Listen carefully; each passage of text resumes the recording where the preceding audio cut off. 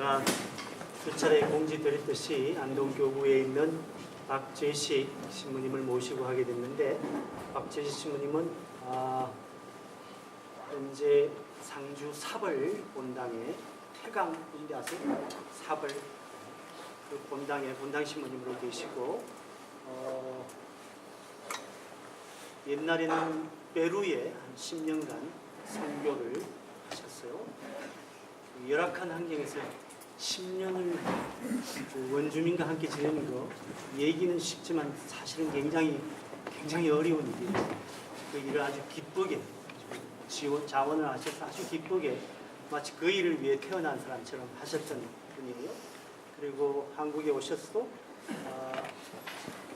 한국 텔레비전 방송을 통해서 한국 교회에 굉장히 많은 후원을 하시고 계셔요. 그래서 우리 본당에 오시게 된 것을 참으로 기쁘게 생각하고, 나는 좀 더 오래 했으면 싶은데 한 그런 욕심도 있었지만, 신부님이 딴 데 가서 놀고 우리 집에서는 이틀밖에 안 줘가지고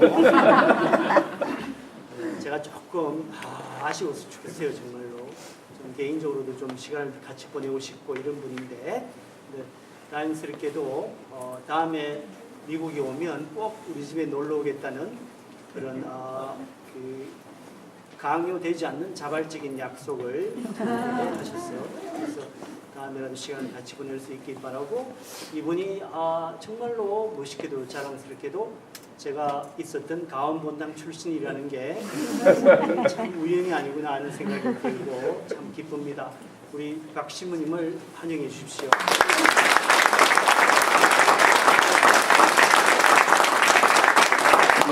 감사합니다. 참 이렇게 또 환영해 주시고 너무 소개를 잘해 주셔서 제가 몸둘 바를 모르겠네요. 이제 저는 안동교구 현재 소속은요 사벌태강 본당의 박재식 토마스 신부이고요. 2003년부터 2013년까지 만 10년 동안 페루에서 리마에서 4년 선교사로 살았고, 6년 동안은 쿠스코주 라고티티카카라는 동네 근처에 프렐라타라 식구안이라, 우리로 말로 보면은 식구안이 대목구라는 게 교구가 되기에는 조그마한 교구, 거기서 6년간 선교사를 살았습니다. 토탈 10년. 근데 처음에 그 디비타카 차마카라는 그 동네 프렐라타라 식구안에 살 때 해발 3,750m예요. 쿠스코에서 차 타고 가면 7시간 반을 가야 됩니다. 이따가 동영상 하나 보여드릴 테니까 거기 제가 있으면서 유튜브에다가 한번 올려놨어요. 미션은 리비타카라는 그거를 올려놨고, 그리고 다니다가 거기서 처음에는 한 개 본당 주인 신부 하다가, 그 다음에 주교님이 본당 신부가 없으니까 부탁합니다. 7개를 해주세요. 7개 본당 신부 하다가 나중에 이제 4개 본당 신부를 하다가 이제 한국에 들어갔습니다. 한국에 들어가기 전에 가는 김에 그냥 가면 재미없잖아요. 그죠? 스페인에 가서 스페인 꼬미아스라는 대학, 교황청 설립대학이죠. 거기서 인문학 중에서 인간의 권리, 그 다음에 도덕적인 가치, 이거를 하는 거에 대해서 인문학을 공부하고 이제 한국에 가서 재밌게 이제 생활하고 있습니다. 오게 된 이유는 여러 가지 이유가 있지만 가장 큰 거는 정광호 신부님이 아까 말씀드렸듯이 가은 본당 출신이시고, 저는 가은에 또 공무원 할 때 제가 공무원 할 때 가은에서 세례를 받았고, 그리고 어디 됐든 이렇게 함께 할 수 있는 형제로서 살아갈 수 있는 기회가 있기 때문에 이번에 오게 됐는데, 저기 계신데 피츠버그 신부님은 저하고 입학 동창이고, 그 다음에 제가 프리스턴에서 바로 왔어요. 프리스턴인데 프리스턴은 또 저하고 서품 신부님이 계시고, 이번 기회에 한 방에 싹 몰아서 잘 놀고 또 사순절 지내고 싶어서 왔습니다. 시작기도 이제 하고 한번 하겠습니다. 모두 일어나 주시고 주님의 기도 같이 들어가겠습니다. 성부와 성자와 성령의 이름으로 아멘. 하늘에 계신 우리 아버지, 아버지의 이름으로 기름하시며 아버지의 나라가 오시며 아버지의 뜻이 하늘에서와 같이 땅에서도 이루어지소서. 오늘 저희에게 일용할 양식을 주시고 저희에게 잘못한 일을 저희가 용서하오니 저희 죄를 용서하시고 저희를 유혹에 빠지지 않게 하시고 악에서 구하소서. 아멘. 성부와 성자와 성령의 이름으로 못 앉아주시기 바랍니다. 먼저 제가 이제 이렇게 산속에 살다 보니까 뭐가 힘드냐면 가장 힘든 게 우기와 건기가 있는데 우기 때 비가 많이 오잖아요. 잘 아시다시피 남미는 안데스 산맥은 12월부터 3월까지가 우기예요. 그때는 매일 비가 옵니다. 그래서 제가 있었던 동네 리비타카라는 동네에 맨 처음에 간 곳은 인구가 한 15,000명이에요. 15,000명인데 거기서 매번 한 10명 내외가 번개를 맞아 죽어요. 네. 왜냐면 산에 안데 산맥이니까 나무가 있어요, 없어요? 있어요, 없어요? 있어요? 많아요. 없어요? 있어요. 그러면 북극에는 나무가 사나요, 못 사나요? 북극에는? 살아요. 예? 살아요, 나무가? 북극에? 네. 풀은요? 풀은? 아, 이게 굉장히 문제예요, 문제. 북극에는 풀은 살아요. 근데 풀은 단연생이기 때문에 해가 있을 때 여름철에만 삽니다. 근데 나무는 못 살아요. 왜냐면 1년 내내 단연생이기 때문에 계속 살아야 되는데 날씨도 춥고 햇빛이 없기 때문에 겨울철에는 할 수가 없어요. 그래서 북극에는 남극이나 이런 데는 뭐가 없다? 나무가 없어요. 그래서 안데스 산맥도 3,700m, 4,000m 되니까 하도 높으니까 우기와 건기로 나눠진다고 그랬잖아요. 1년 내내 물이 없어요. 그래서 나무가 없습니다. 그래서 산은 민둥산. 여름철이 되면 녹색이에요. 근데 겨울철이 되면 무슨 색이에요?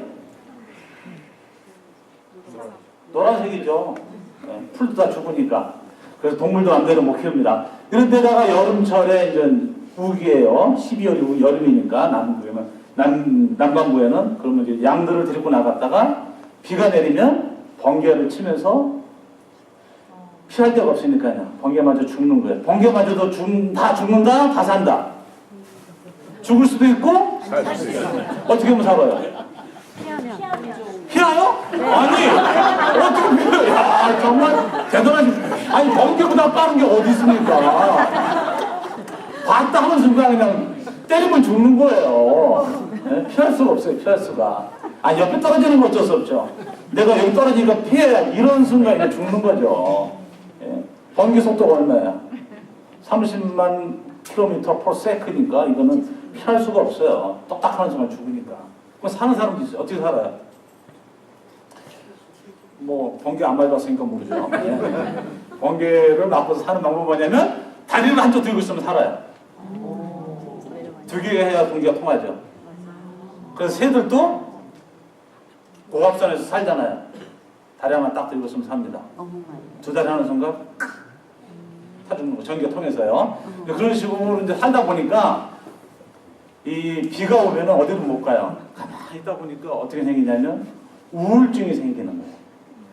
매일 비 오고 어디 가지도 못하고 우울증이 생기다 보니까 내가 이렇게 살아야 되나? 내가 정말 이렇게 사는데 하느님이 계신가? 이게 신앙에 대한 회의가 생기는 거예요. 그런 거에 대해서 가장 유명한 철학자가 누굽니까? 내가 사는 건가? 이게 생신가? 꿈인가? 내가 난가? 아닌가? 고민했던 철학자. 꼬지또 에르고 숨. 꼬지또 에르고 숨이라는 단어를 얘기하는 거 라틴어 들어보셨나요? 그렇죠. 데카르트가 꼬지또 에르고 숨이라고 하죠. 언제 했냐면 군인으로 전쟁에 나갔다가 잠시 쉬는 거예요. 나무 밑에 이렇게 앉아갖고 쉬다가 잠이 왔어요. 잠자고 있는데 장자의 호전몽하고 똑같은 꿈을 꾸죠. 꿈속에 자기가 나비가 된 거예요. 날아다니면 너무나 기분 좋은 거예요. 근데 딱 깨보니까 이거 너무나 슬픈 거예요. 군인으로서 이거 죽어야 되나 살아야 되나. 그러면서 과연 내가 누군가? 내가 나비인가? 사람인가? 과연 나는 도대체 어떤 존재인가? 그러면서 흔들리지 않는 가장 기본적인 거 하나를 만들어야 되죠. 자기가 아무리 회유하고 아무리 부정해도 생각하는 존재로서 나는 어떻다고요? 존재하는 거는 확실해요. 그래서 꼬지트 에르구숨. 나는 사유한다. 고로 존재한다. 저도 마찬가지예요. 하느님에 대한 신앙을 어떻게든지 내가 갖고야 하느님을 찾아갈 수 있지. 안 그러면 제가 어떻게 하느님을 찾아가겠어요? 안 그러면 어떻게 제가 그럼 눈 오고 비 오고 맨날 춥고 쓸쓸하고 전기도 없고 건기 때는 물도 없으니까 화장실도 못 가요. 많이 먹으면 안 돼요. 그러니까 조금 먹어야 돼요. 괜히 많이 먹었다가 화장실 가면 뭐예요? 다 온 동네가 냄새가 진동하는 거예요. 예? 그 다음에 일주일에 한 번 씻을까 말까 하고 양치하기도 바빠요. 양치하기도 어떤 물이 없으니까. 그런데 그렇게 살다 보니까 이런 우울증을 해서 하느님이 계셔야 되는데 그럼 하느님을 계신 거 어떻게 찾을 수 있을까 나는? 신학을 봐서도 뭐 토마스 아퀴나스의 신학이라든가 뭐 니체의 그런 신은 죽었다라는 이런 회유 방법 여러 가지를 봤지만 저는 개인적으로는 물리학을 통해서 하느님을 발견한 거예요. 물리학. 제가 어저께 프린스턴에 있다고 하니까 프린스턴에서 유명한 교수가 한 명 있었죠. 옛날에 가장 유명한 20세기를 빛낸 과학자 아인슈타인 과학이 있었잖아요. 그죠? 예. 근데 제가 제일 싫어하는 사람 중에 한 사람이에요. 또 막판에 어떻게 됐냐면 인생이 완전히 쫑났습니다. 왜냐하면 싸우죠. 그 솔베이라는 학술회의가 있어요. 스위스에 있는 유럽에 있는 솔베이 학술회의에서 5차까지 가는 대토론회를 하면서 누구에게 집니까? 막스 플랑크와 닐슨 보어한테 집니다. 양자 역학한테 지는 거예요. 잘 아시다시피 아인슈타인이 유명한 과학자지만 그 사람이 생각한 거시 물리학. 거시 물리학은 뭡니까? 우주는 하나의 거대한 뭐요? 기계와 같다. 기계에 지나지 않는다. 정확하게 세팅이 되어 있어서 이 톱니바퀴가 맞아서 돌아가듯이 그냥 움직이는 것이 뭐라고요? 우주다. 라고 주장한 사람이 바로 아인슈타인이에요. 그러면 예를 들면 본명이 어떻게 되시나요? 돈보스코. 좋네요. 본명 좋아요. 돈보스코. 네, 돈보스코 형제님이 누구를 때렸어요. 예를 들면 저를 때렸어. 이분이 죄가 있나요? 거시 물리학에 의하면 거시 물리학에 의하면 죄가 없는 거예요. 왜냐? 이거는 다 세팅이 되어 있는 거예요. 옛날부터 어떻게 해? 다 기계적으로 움직이는 것 뿐이에요. 인간에게 자유가 있다 없다? 없다. 거시 물리학에서는 신이 존재하지 않는 거예요. 그러나 그거에 대해서 반대를 하고 나섰던 사람들이 양자 물리학자들이죠. 양자 물리학은 뭡니까? 미시 물리학. 그거는 세상은 확률이다. 네? 확률. 있을 수도 있고 없을 수도 있고 자극이 와도 반응할 수도 있고 안 할 수도 있고 그러다 보니까 인간에게 무엇을 물을 수 있습니까? 책임을 물을 수 있는 거예요. 예를 들면 이분이 저를 때리면 제가 반응을 할 수가 있는 거예요. 때렸으니까 나도 기계적으로 반대 반응을 줄 수도 있고 아니면 내가 맞을 짓을 했구나 라고 참을 수도 있고 아니면 내가 용서해야지 내가 참아야지 그래 그냥 인생은 다 그런 거야 라고 넘길 수도 있고 이게 뭡니까? 미시물리학 양자 역학에서 나온 윤리학이라고 볼 수 있습니다. 그 둘이가 막 싸운 거예요. 예? 한 10년 동안 싸우다가 결국은 1960년대에 결판이 납니다.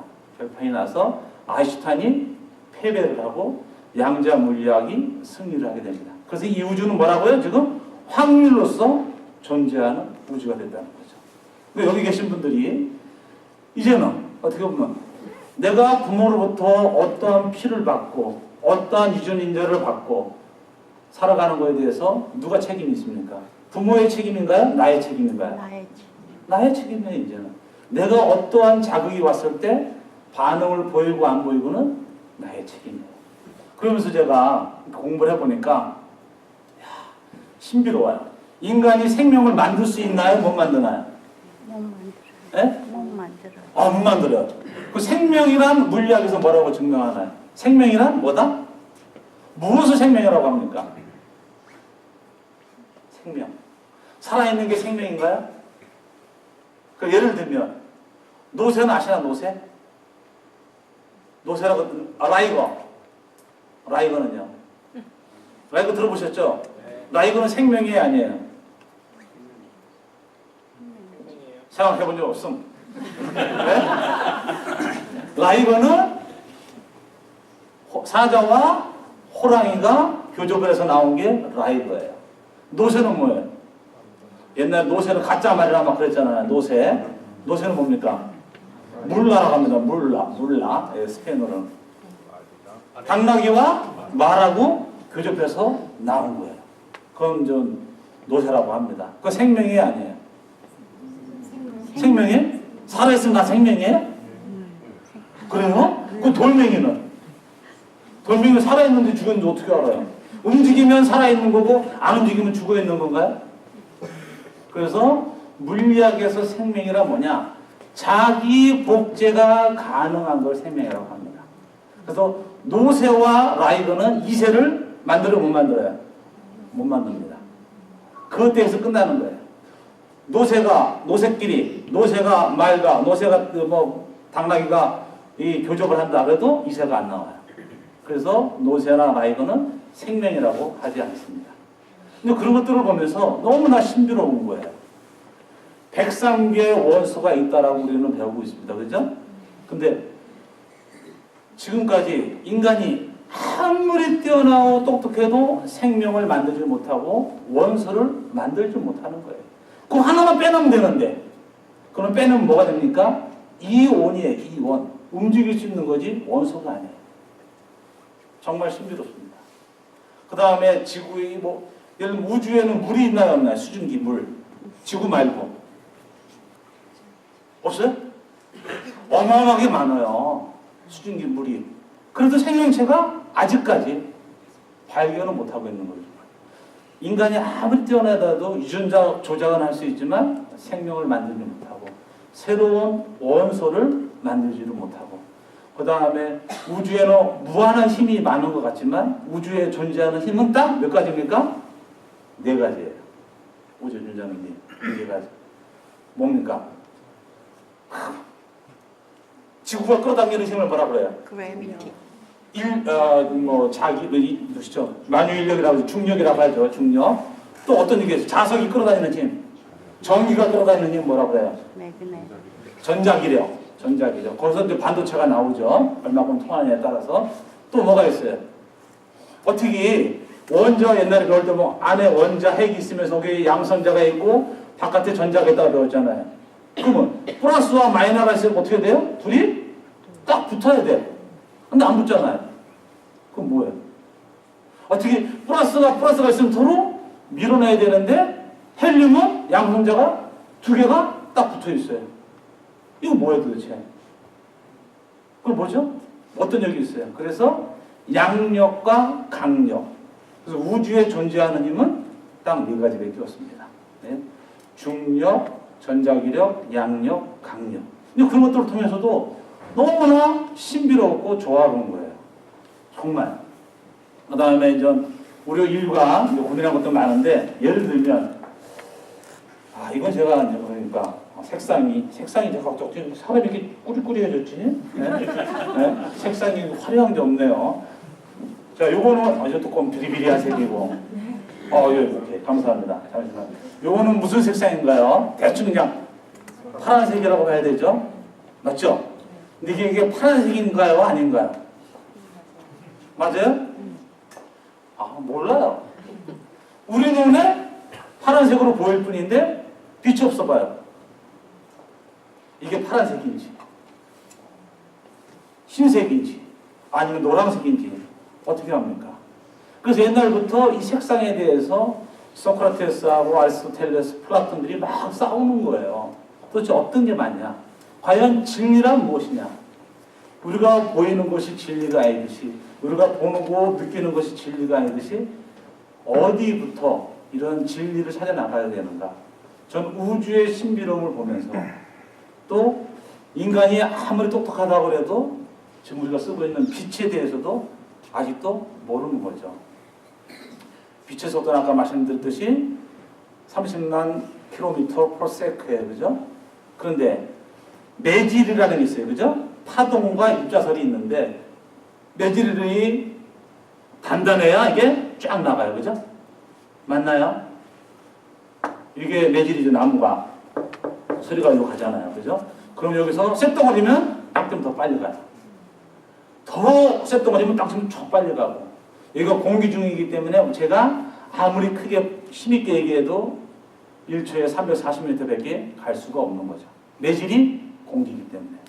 근데 빛은 어떻게 매질이 뭐길래 30만 킬로미터를 가냔 말이에요. 1초에. 이건 신비로운 것밖에 안 됩니다. 알 수가 없어요. 입자와 파동도 아직도 해결을 못하고 있는 우리의 현실입니다. 이런 모든 것들을 보면서 저는 뭐냐면 누군가가 이거는 만들 수밖에 없구나. 근데 그 창조는 이 빅뱅설에 의하면 10의 마이너스 43승초부터 시작을 해서 아직도 뭐라고요? 진행 중. 140억 년, 150억 년을 와도 지금 또 진행 중이고, 그 다음에 우리 교회 여러분들이 잘 아시다시피 찰스 다윈이 주장한 게 뭐예요? 진화론. 진화론이 맞나요? 틀리나요? 틀려요? 왜 틀립니까? 말씀해 보십시오. 신을 부인하니까. 신을 부인하니까.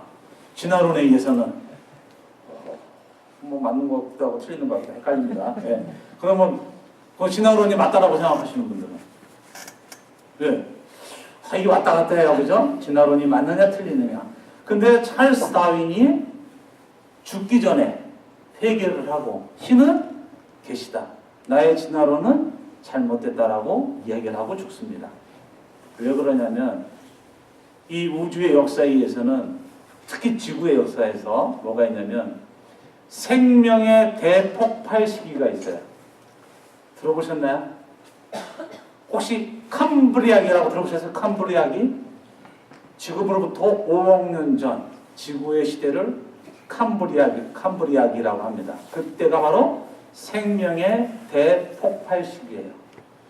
옛날 기억을 되새기면서요. 생물을 배울 때 저희는 이제 거꾸로 배워갖고 정속, 과목, 강문계. 개는 몇 개예요? 2개. 식물계와 동물계. 문은 몇 개예요? 현재. 제 얼굴만 쳐다본다고 답이 나옵니다. 문은 현재 32개예요. 문이.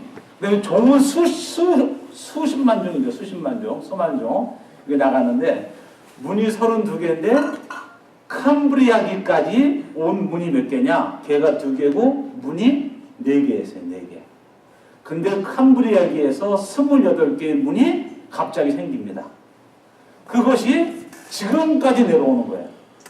그러면 찰스 다윈의 진화론에 의하면 4개의 문이었으면 그 다음 문이 몇 개야 돼요? 8개가 되든지 6개가 되든지 해야 돼요. 순차적으로 늘어나야만이 진화론이 맞다 틀리다? 맞아요. 근데 갑자기 여기서 28개 생명의 대폭발이 일어나 버린 거예요. 그거에 대해서 설명을 못하는 거예요. 그거에 대해서. 그리고 지금 이제 우리가 이제 교황청에서 발표할 때는 진화론이 맞다 틀리다. 로마 교황청에서 지난 1910년대에 발표를 했습니다. 17년도에. 진화론이 맞다 틀리다? 틀리다. 그럼 창조론이 맞다 틀리다? 맞다? 이렇게 다 하면 50점입니다. 맞기도 하고 틀리기도 하고. 그래서 우리 가톨릭은 뭐라고 얘기합니까? 창조 진화론. 창조가 됐지만 창조로 끝난 것이 아니라 계속적인 점진적인 창조와 또한 발전이 있는 거죠. 그래서 저는 이러한 것들을 토대로 해서 제 개인적으로 흔들리지 않는 신앙, 그걸 토대로 해서 이렇게 선교사로 살아가게 됐습니다. 선교사로 살아가면서 오늘은 한국 천주교의 뭐라고요? 과거와 현재, 그러면서 미래를 한번 찾아보는 시간인데, 한국 천주교를 보기 위해서는 어떻게 봐야 됩니까? 세계 천주교로 봐야죠. 예수님이 돌아가신 날짜가 언젠가요? 안상호 박사님 몰라요? 네? 썰이 2가지가 있지만 예수님이 우리가 뭐 공식적으로 얘기하기는 몇 년도에 돌아가셨다고 그래요? 10년 전. 다 가톨릭 신자 아닌가요? 2000년.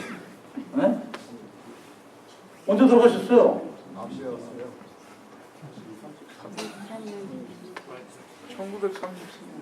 1900년도?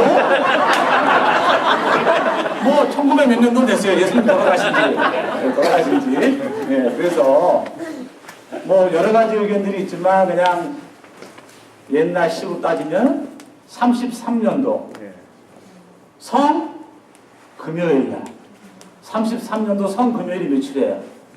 4월 7일. 그때 당시에는요. 그래서 그때 지진이 있었다라고 하면서 예수님이 돌아가시고 나니까 뭐라고요? 흔들리면서 돌이 굴러 떨어지고 뭐 해적이 찔렸다 나오잖아요. 그래서 이제 그런 학설들이 있고, 또 하나의 학설은 그건 틀렸다, 우리가 계산을 잘못해서 그렇지 30년 4월 3일이다라는 설도 뭐라고요? 있습니다. 그러나 지금 대다수는 33년 4월 7일로 보고 있어요. 그 예수님이 돌아가시고 나서부터 이제 교회가 성령을 받으면서 이제 시작을 하는데, 그 다음부터 몇 년도까지 교회가 박해시킨가요? 교회의 자유가 언제 이루어지나요? 313년 콘스탄티누스 대제의 밀라노 칙령에 의해서 교회가 자유롭게 됩니다. 근데 이 박해 시기를 그냥 놔두면 안 돼요. 박해 시기도 1, 2, 3 시기로 나눠집니다. 처음 박해 시기는 예수님 돌아가시고 나서 100년도까지. 여기는 누가 박해당하는 거예요? 사도들과 그의 직제자들, 특히 사도들이 이제 박해를 당하죠. 그래서 아까 이제 그림을 보시면 어디로 갔나? 이게 정말로 뒤로 가겠습니다. 괜찮아요. 괜찮아요. 오케이. 예. 다른 사람들보다도 우리가 가장 주의해야 될 사람은 카라바조라는 그 이태리 화가가 그랬지만, 거꾸로 십자가에 매달린 분이 누구예요? 베드로. 네, 베드로. 여기서도 여러 가지 있지만, 이분이 돌아가실 때까지는 로마인들이라든가 유대인들이 가톨릭 신앙인을 죽일 때는 어떤 의미로 죽이나요? 여기는 새로운 종교단체다라는 것보다는 유대교의 한 분파로 생각하면서, 이들이 약간 이상한데 정신병자들 아니야? 약간 이상한 행동을 해. 아니면 유대인의 한 이단파야. 그러면서 이게 처단을 하게 되는 그러한 상황입니다. 이때는 그렇게 강하지 않았어요. 약간 내비두면서 넘어가는 시기가 되고, 두 번째 시기는 기원 후 100년부터 250년이라고 봅니다. 100년에서 250년은 약간 이렇게 부드러운 시기였어요. 사람들에게 쳐 죽이기도 하지만, 이때부터는 가톨릭이 어떻게 됩니까? 공식적인 종교 하나의 단체로 인정이 되죠. 그러면서 가장 유명한 분, 110년도에 이 사자의 밥이 된 분이 있어요. 사자의 밥. 그 누구죠? 오늘 제가 여기 하나 갔는데 그분하고는 이름이 똑같은데 이 사람은 틀린 분이에요. 대학교. 여기 예술의 대학 있잖아요. 예? 이냐시오. 예? 이냐시오로 예술의 대학교. 이냐시오 성인이라고 들어보셨나요? 예. 그 이냐시오 성인, 그분이 110년도에 사자의 밥이 되면서 돌아가시는데, 그분의 이제 편지를 보면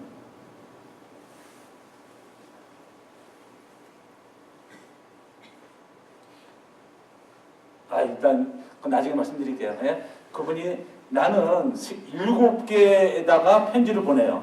6개 지역교회 스미르나, 필라델피아 이런 데다가 편지를 이렇게 보내시고, 하나는 폴리카르포, 자기 이제 후배 다른 교구의 주교님에게 7장의 편지를 보냅니다. 그 편지에서 보면 뭐라고 하냐면, 나는 로마에 가는 것에 대해서 순교의 월급을 받는 것에 대해서 너무나 감사하다.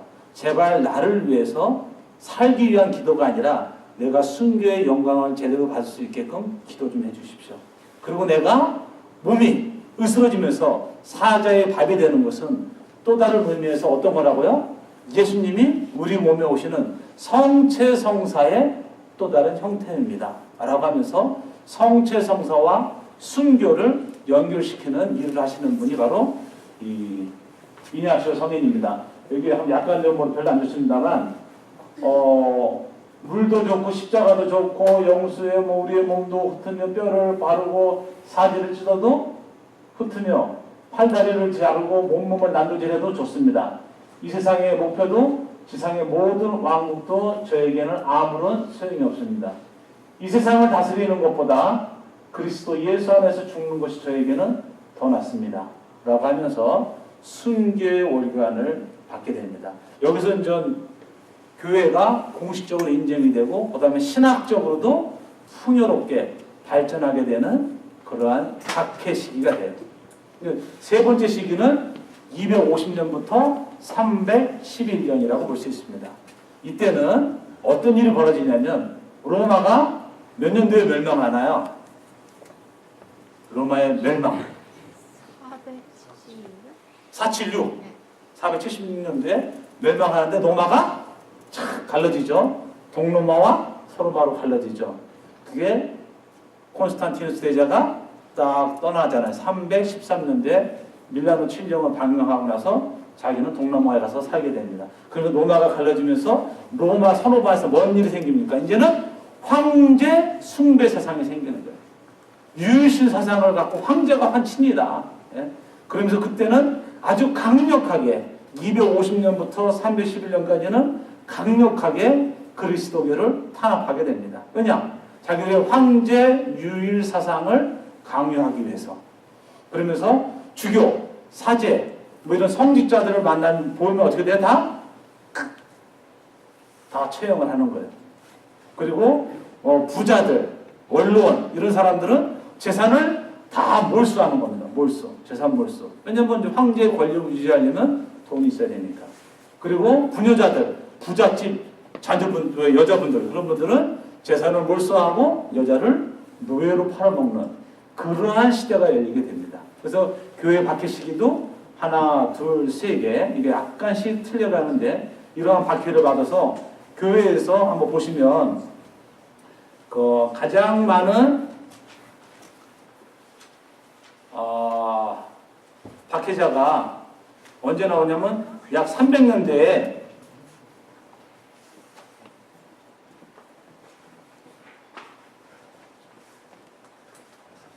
오케이. 예. 이렇게 보시면 예를 들어서 제가 한번 들어드린 거예요. 300년대에 가장 많은 박해자가 나오게 됩니다.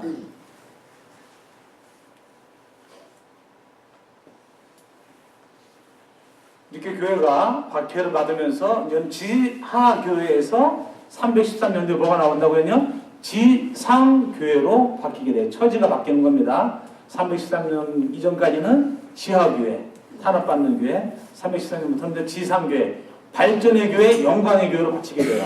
이게 사람이 어떻게 생기죠? 돈이 생기고, 능력이 생기고, 먹을 게 생기니까 어떻게 돼요? 뭔 일이 벌어집니까? 그때부터는. 그렇죠. 타락이라든지만 또 다른 말로 뭐가 있냐면 싸우게 되는 거예요. 싸우게. 네 말이 맞다, 내 말이 맞다. 네 말이 틀리다, 내 말이 맞다. 이런 식으로 갈등의 시기가 오게 되죠. 잘 아시다시피 여러분들도. 그래서 여기서도 미국에서도 그렇잖아요. 갑자기 복권에 당첨되면 그 집안은 어떤다? 쫄딱 망한다. 네? 돈이 갑자기 생기면 망하는 거예요. 배고플 때는 서로 잘 돕고 살다가 배부르면 망하게 됩니다. 그래서 교회가 약 300년에서 450년, 150년 정도를 교회 교리의 시간 때문에 서로 싸우게 되는 거예요. 여기 본당 계신 분들은 주일날 신앙 고백할 때 사도신경을 하나요? 아니면 니체아 콘스탄티누스 신경을 하나요? 사도신경? 왔다 갔대요? 특별할 때는 긴 거 하고 평소에 짧은 거 하고 저희 무조건 짧은 거만 합니다.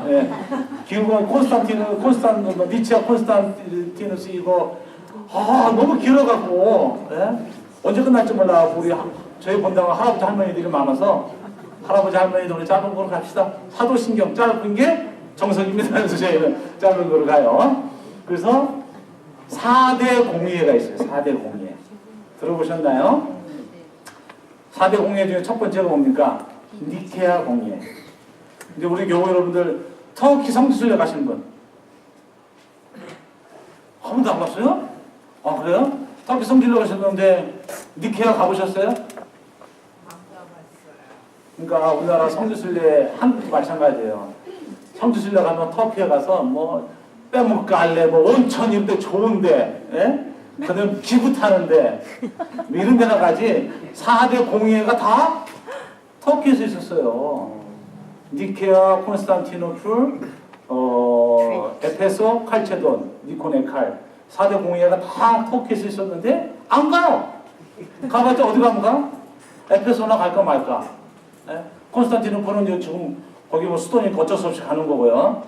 이스탄불 가는 거고요. 두 군데나 갈까 말까? 칼체돈 어디 있는지 뭐 관심도 없어요.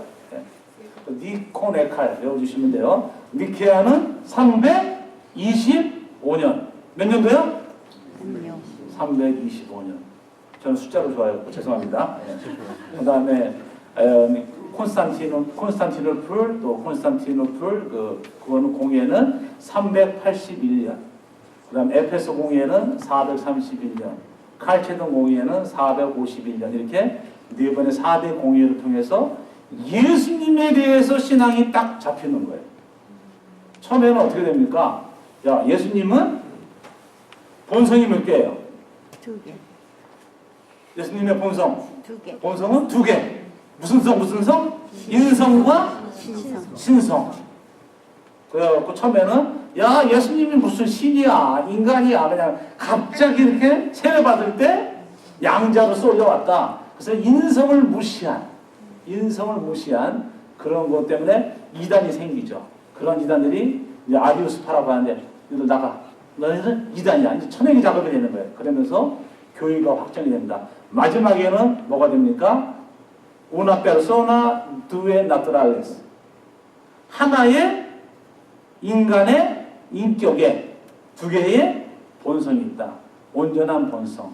이 뭐죠? 인성과 신성이 서로 결합되어 있는데 하나의 훼손도 없이 결합되어 있다라는 이 예수님에 대한 교리를 가지고 이제는 전 세계적으로 어떻게 됩니까? 쫙 퍼져나가게 됩니다. 그러면서 교회는 암흑의 시기를 맞게 됩니다. 아까도 말씀드렸듯이 돈이 생기고 부자가 되고 권력이 잡히면 암흑이에요. 새로운 변화를 좋아해요? 싫어해요? 싫어요. 변화 싫어합니다. 변화 싫어해요. 그러면서 사람들에게 강제적으로 어떤 면에서는 당연시하게 세례를 베푸면서 선교를 해나가는데 1492년도에 남미를 아메리카를 발견하게 되죠. 이 유럽에서 그죠? 크리스토발 콜럼버스라고 하지만 크리스토발 콜론이 원래 이름이죠.